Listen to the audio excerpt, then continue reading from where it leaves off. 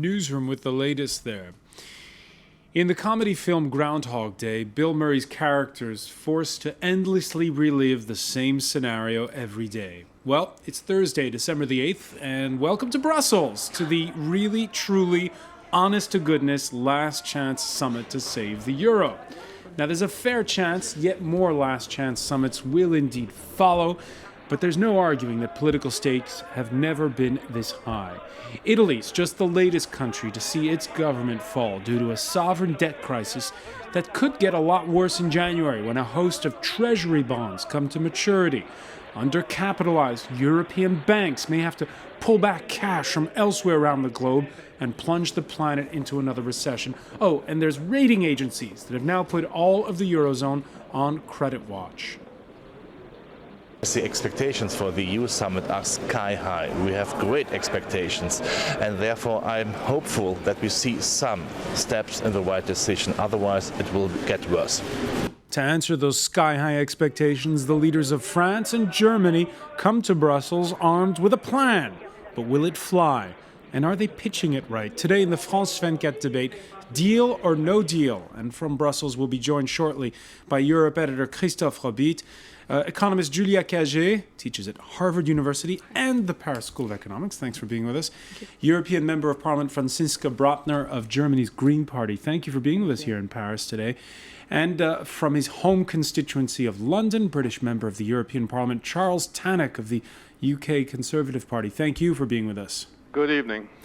And by the way, if you want to save the euro, well, you can also tell us how on the France 24 Debate Facebook page and on Twitter, where our handle here is at François F24. You saw the superlatives there, Julia Cagé, going into this summit. How high are the stakes, really? Pretty bad. Everything is like we are doing pretty bad like today, and everybody is going to put a lot of hope again in the summit. I think we will have a good declaration by tomorrow. The stock is going to do better. The financial markets are going to react well. But we don't know what is going to happen next week. We don't really know what will be decided tomorrow. And even if we knew what will be the decision taken tomorrow, we don't really know whether or not they will be applied during the next weeks. So I think the situation is pretty bad. The hopes are pretty high, and the results may be disappointed. All right, France 24 Europe editor Christophe Robit. It's in Brussels. It's not your first last chance summit, Christophe. What's the mood like at the outset? You're right, it's not my first last chance summit, but there's something very interesting today. I was issued my badge, I don't know if you can see it. Usually this badge displays the exact dates of the summit. It's usually 2 days, a Thursday and a Friday. On this one, it only says December 2011. I don't know whether this is bad omen, but we could well be bracing ourselves for a long weekend. We're hearing that this summit could drag on all the way through the weekend. This because, as you know, despite a Franco-German agreement, there are still a lot of disagreements between France and Germany, not to say between France, Germany and the rest of Europe. Now, if the leaders really want to be serious about this summit, if they really want to reassure the markets, they will have to come up with a very convincing solution which shows that, first, Europe has once and for all decided to avoid repeating the mistakes of the past. This would require treaty changes in order, as we were talking on Monday, in order to, of course, be able to cap deficit and debt, and to make sure that this budgetary discipline is enshrined in the treaties, that no longer countries will be able to get away with exceeding the Maastricht criteria. The other thing, of course, which the markets will be looking at very carefully is whether Europe succeeds in boosting its firepower, the firepower of its bailout funds. You know that at the last summit in October, European leaders vowed to multiply the firepower of the current bailout fund by 3. That would bring it to 1 trillion euros. Well, that hasn't happened at all so far. We're hearing that the EFSF only has a lending capacity of 250 billion euros. All right, and there is a plan on the table, Christophe. Just very briefly, tell us, what are Nicolas Sarkozy and Angela Merkel proposing? What they're proposing is saying, look, we know that peer pressure doesn't work, so what we want to do is to reform the treaties in order to enshrine this fiscal discipline in the new treaties. That would require first semi-automatic sanctions to punish debt and deficit sinners. That means any country whose deficit exceeds 3% or whose debt exceeds 60% would be punished. But they're saying this is not enough. We can not only talk about bringing deficit down, we also need to talk about boosting growth. And that's why France and Germany would like to convince the other leaders here to attend monthly meetings to discuss growth policies. But as you know, the big question tonight will be, will this, if the treaties changes are agreed, will it happen only among the 17 Eurozone members, or would other countries, like the UK for instance, be tempted to jump on the bandwagon? We're hearing that it's not the case. And we can pick up on that point by listening to the remarks of the French president earlier in the day at a convention of conservative European lawmakers in Marseille. Nicolas Sarkozy feisty in his push for the Franco-German deal. Our intention is that this change take place across all 27 states, even 28, so that no one is left behind. But our intention is greater still, that no one oppose the necessary reform of the Eurozone. We want the 27, but if there is a blockage within the 27, we would move to 17. Alors, nous passerions à 17. Charles Tannock, you're not inside the 17. The UK is not a member of the Euro. Is that throwing down the gauntlet or just a bargaining position at the outset of a summit you're hearing? No, I think actually President Sarkozy is being very realistic. I mean, obviously we're part of the 10 outside. We are very nervous about what is called caucusing by the 17 who are in the Eurozone, that they would start to threaten UK interests such as the single market, such as financial services. Prime Minister David Cameron has made it very, very clear if Madame Merkel and Monsieur Sarkozy want a treaty change for the 27, where of course we would have a veto, we insist on, the British government will insist on safeguards to protect British national interests so we don't get squeezed out of certain areas which are of vital economic interest to us, particularly safeguarding the rights of the City of London to passport its services across the whole single market, that sort of thing. But I mean, it's very clear that the British government and the Chancellor George Osborne has made it very clear that we are in favour of fiscal union for the Eurozone. We don't want to participate in the Euro, and we were right to stay out of it. But a collapse would be catastrophic if the Eurozone were to collapse in an unmanaged fashion and have a major negative impact on the British economy. So I think that's where we are. I mean, it's interesting, everybody says a treaty change is absolutely essential, but only about 3 or 4 weeks ago I voted on legislation called the Six-Pack, which seemed to have incorporated many of these elements in EU legislation. So I think this is more symbolic, the treaty change, just to reinforce the importance of the fundamental nature of the old Stability and Growth Pact, the issue of 3% annual deficit, 2% inflation, 60% of GDP. So maybe it's seen as a fundamental and basic, a golden rule of having a balanced budget for the Eurozone, which obviously is a desirable thing.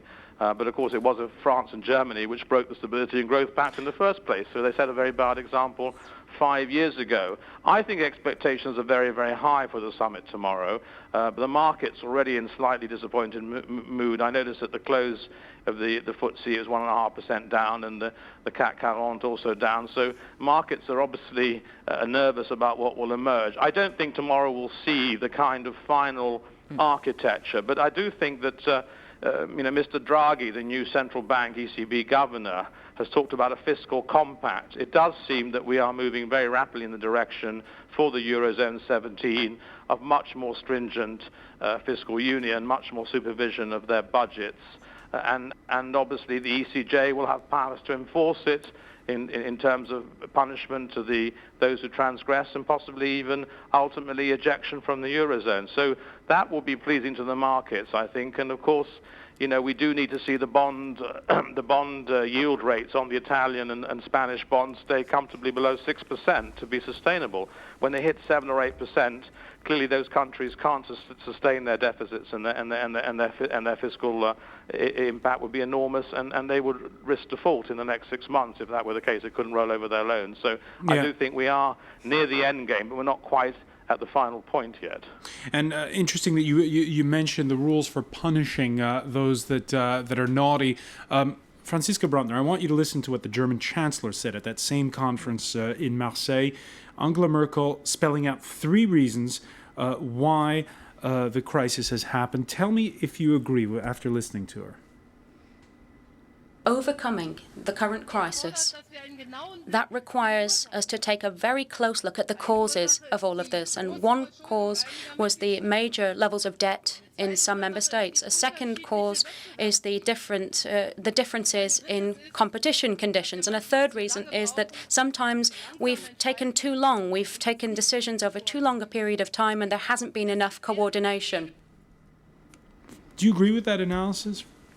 I don't agree with all of it. I agree that we have a problem with the debt level, but she didn't spell it out clearly that we have a problem with the imbalances within the Eurozone as well. Imbalances, explain what that means. Which means that, for example, Germany is continuously driving its surplus, which is also posing a problem for the Eurozone.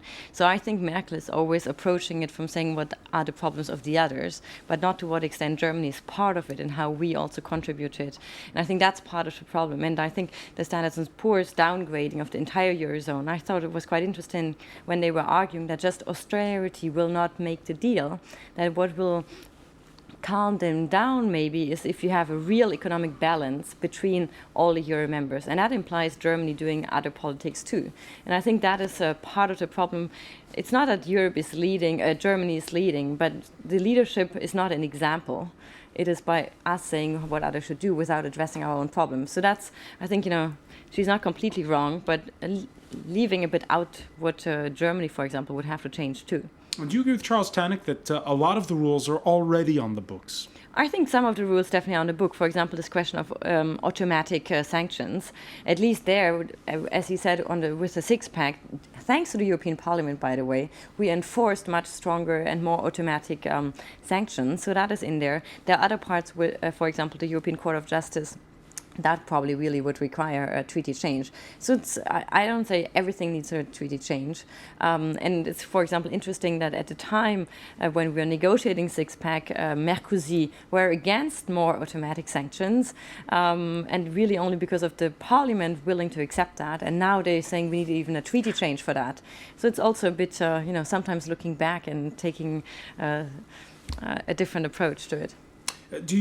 Charles Tannock, you and Franziska Brandner, you're not from the same side of the aisle in the European Parliament, but can you both agree that nobody's talking about enhanced powers really, neither for the Commission nor for the European Parliament?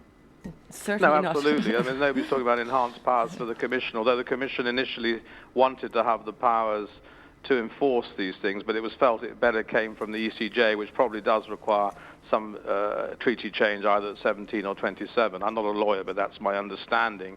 And I also agree with Franziska. Of course, Germany talks about the irresponsibility of, the worst borrowers like the Greeks, with 150% plus of their GDP in the form of outstanding debt.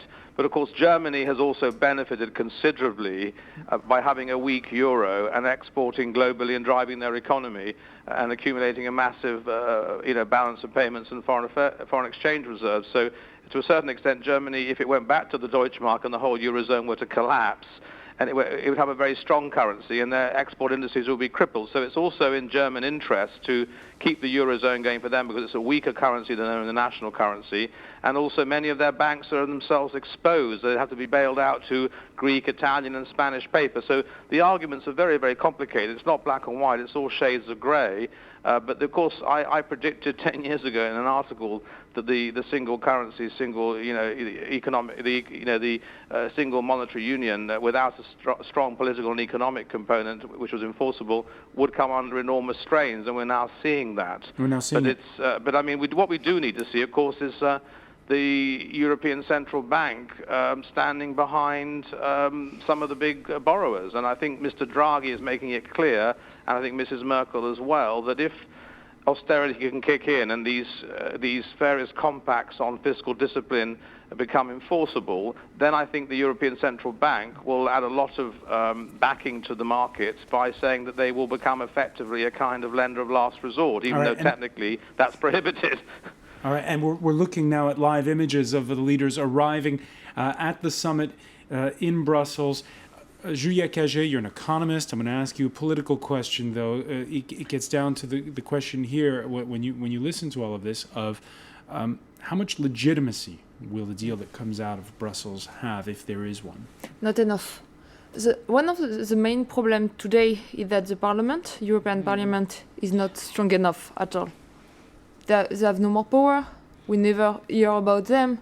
And right now we have very important negotiations that are like dealing with the future of all Europeans, and there is not one like European like representative that is on the stage.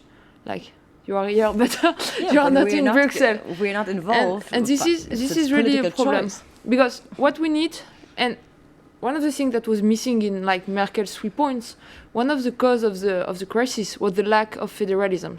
We need more European federalism, and we need more fiscal consolidation. You know, we will have the carrot and we will have the stick. The carrot would be kind of the creation of Eurobonds. We want to mutualize the debt, and we want to help the countries that are suffering. What is the stick? The stick is that the budget won't be decided anymore only at the country level, but at the European level. At the supranational level. Yeah. And if you want that to be accepted by the citizens want the ones that are going to take the decision, like to vote the budget, to be elected. So they want them to be like members of the European Parliament. Yeah. So we need really to give more weight, more power, and more voice to you. No, I just want to come back because you said the European Parliament is powerless. It's not because we want it that way. I know. But it's because it has been decided like that by Merkel and Sarkozy to not involve the European Parliament. And this is a problem. And this is a real problem. And I think in the future, if you establish a mechanism where you can change national parliaments' decision, you really need at least to counterbalance it a bit by another, a directly elected European Parliament, which can have some leverage over it, and say also, for example, that solidarity is something that we need to look at, not just austerity, etc. And we'll pick up on this issue of perhaps the disconnect between the politicians in Brussels and their citizens when we return. You're watching the France 24 debate.